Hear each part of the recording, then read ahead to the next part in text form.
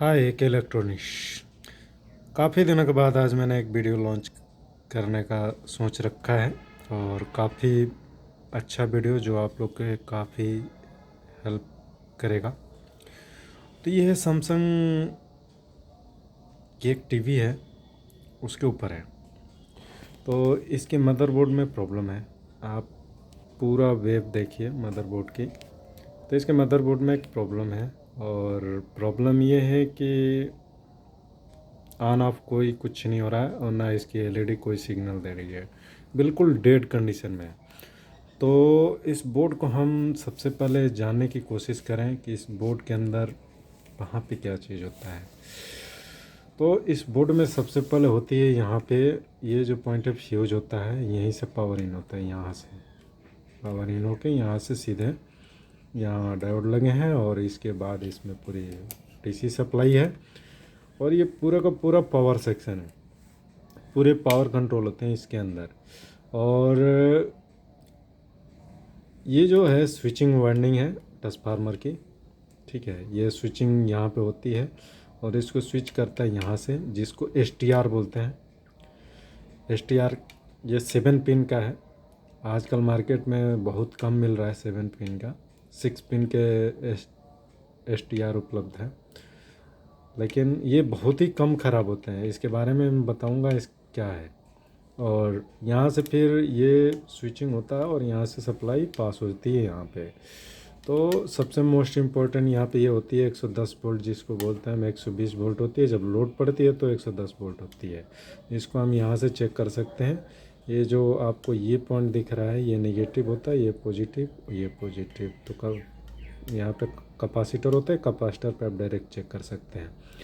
तो यहाँ पे होना बहुत ज़रूरी है। अगर यहाँ आउटपुट नहीं आ रहा है तो पावर सप्लाई में प्रॉब्लम है। और पावर सप्लाई में सबसे ज़्यादा अगर फॉल्ट की बात करें तो यहाँ पे होती है। और ये फॉल्ट हम ये ना सोचे कि इधर कुछ प्रॉब्लम है इसकी वजह से ये बर्नआउट हो गया, ऐसा कुछ नहीं है। इस टीवी में सबसे मोस्ट इम्पोर्टेंट देखिए तो यहाँ पे एक मॉसफेट होता है। ये देखिए 1 2 3 पिन का ये एक मॉसफेट होता है। ये मॉसफेट भाई शॉर्ट होता है तो सीधी लोड पड़ती है इसके ऊपर, या तो ये खुद में अपने आप को ऑफ करके रख लेगा, क्योंकि इसको ऐसे मैन्युफैक्चर किया गया है। तो आप देखेंगे यहाँ पे 1 जो है, ये अगर आउटपुट नहीं ये दे रहा है तो आप इसको मल्टीमीटर से इजीली 300 एबव वोल्टेज यहाँ पे आपको मिल जाएगा। अगर ये काम कर रहा होगा तो ये आपको मल्टीमीटर में रीडिंग देगा नहीं, क्योंकि यहाँ स्विचिंग होती है। आप इस रीडिंग को यहाँ से ले सकते हैं, इस वाइंडिंग पे नहीं ले सकते, क्योंकि ये स्विचिंग होती है। तो आप यहाँ पे नहीं ले सकते, आपको क्लियर ही नहीं करेगा मल्टीमीटर कितना वोल्टेज है। अगर ये काम नहीं कर रहा है तो आपको यहाँ पे 300 एंड एबव सप्लाई मिल जाएगा। 2 और 3 इसका ग्राउंड है और 3 नंबर ये जीनो डायोड ये सब इसमें चला जाता है, जो कि यहाँ एक LDR IC होती है, उसमें चली जाती है कंट्रोल के लिए, वोल्टेज को पैरेलल करने के लिए। और इसका मोस्ट इम्पोर्टेंट मैं बता रहा हूँ आपका 1 2 3 ग्राउंड, और इसके बाद 4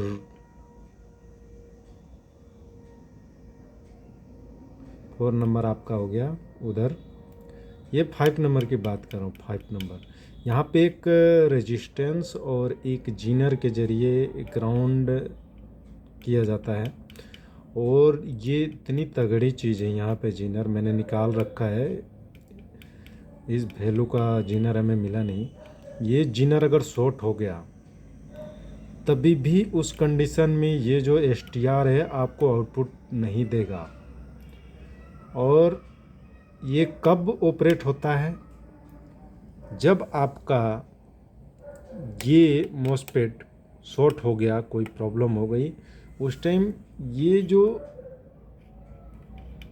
जीनर डायोड है ये कंटिन्यू होने की वजह से शॉर्ट भी हो सकता है। जो भी हो, ये अगर प्रॉब्लम हो गया तो आपका ये STR काम नहीं करेगा। यहाँ शॉर्ट हो गया, ये मॉसफेट तभी भी काम नहीं करेगा।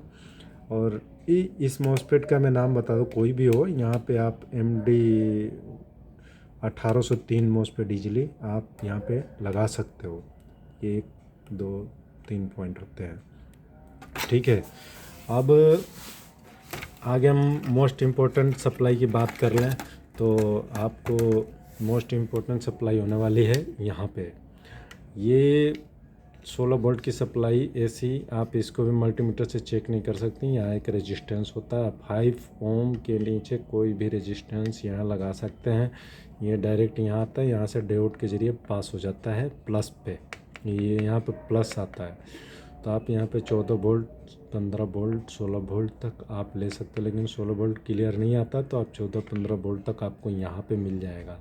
और ये वोल्टेज सीधे आती है यहाँ दोस्त। एक ये मैं आपको दिखाता हूँ किस जगह। ये देखिए 7 पिन की एक IC है, जिसको कुछ लोग कुछ नाम से बोलते हैं, कोई कुछ नाम से बोलते हैं। एक्चुअली इसका काम है डिस्प्ले। अगर रेनबो स्क्रीन आ रहा है, लाइनिंग आ रही है स्क्रीन में, या स्क्रीन से रिलेटिव कोई भी प्रॉब्लम है, तो मोस्ट इम्पोर्टेंट स्क्रीन कंट्रोल यहाँ से होती है।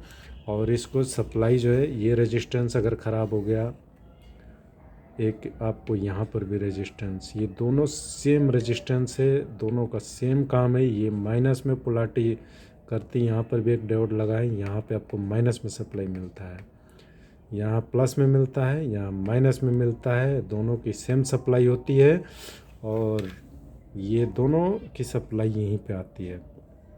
यहाँ पे अगर इस सातों पिन में अपने आप में एक वोल्टेज सप्लाई होती है, वो आपको चेक करना होगा। कहीं आप ग्राउंड ले सकते हैं किसी भी साथ, इसके साथ ग्राउंड ले लें यहाँ से मल्टीमीटर का, और DC पे करके आप यहाँ पे वोल्टेज चेक करें।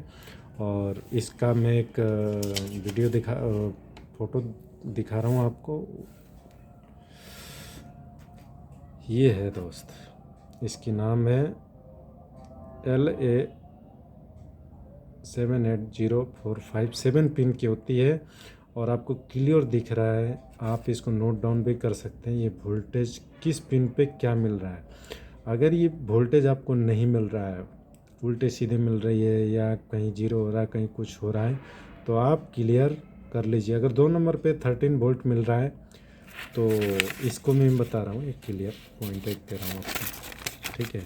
अगर ये 13 नंबर 2 नंबर पे सप्लाई मिल रही है, यानी 2 नंबर आपका इस साइड है, ये 1 ये 2 ये 3 4 ऐसे करके। तो अगर 2 नंबर पे सप्लाई 13 पॉइंट मिल रही है, यानी ये रेजिस्टेंस सही है, ये ऊपर वाला डायोड भी सही है। अगर आपको फर्स्ट नंबर पे 0.5 सप्लाई 0.5 वोल्ट ना मिल के यहाँ पे कुछ 11 या 12 या कुछ उल्टी सीधी सप्लाई मिल रही है, तो क्लियर है कि आपका ये जो रेजिस्टेंस है ये गया है, या डायोड गया है, या पीछे से कुछ प्रॉब्लम है, यहाँ सप्लाई आपको आउटपुट नहीं हो रहा है। तो ये आपको ध्यान देना होगा। आप एक ही इसको दोनों, ये तो मोस्ट इम्पोर्टेंट है, तभी ये ऑपरेट होगा, ठीक है।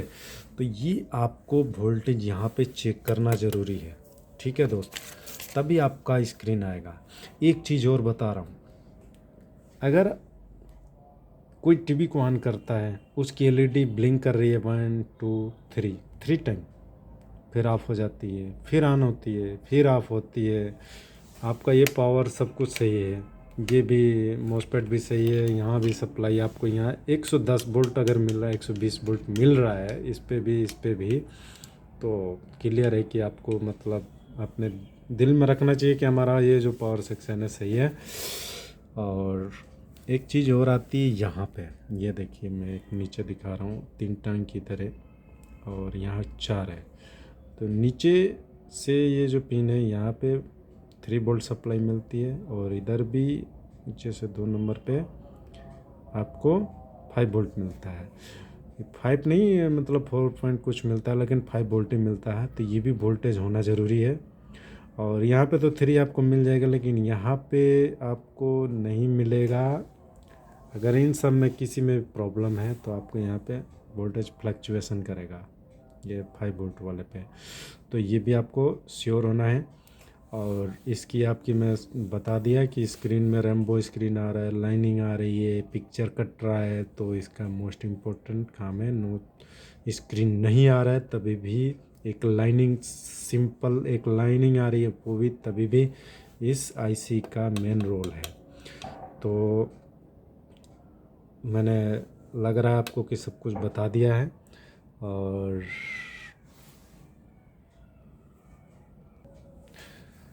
3 टाइम एलईडी ब्लिंक की बात कर रहा हूँ मैं, तो उस दौरान स्क्रीन आपका नहीं ऑन हो रहा है, तो उस केस में भी अगर ये मोस्ट इम्पोर्टेंट रेजिस्टेंस ये चला गया, ये चला गया, या इधर से मतलब टोटली इस आईसी के अंदर अगर करेक्ट आपको वोल्टेज नहीं मिल रहा है, तो उस दौरान भी आपकी जो एलईडी है वो ब्लिंक करेगी।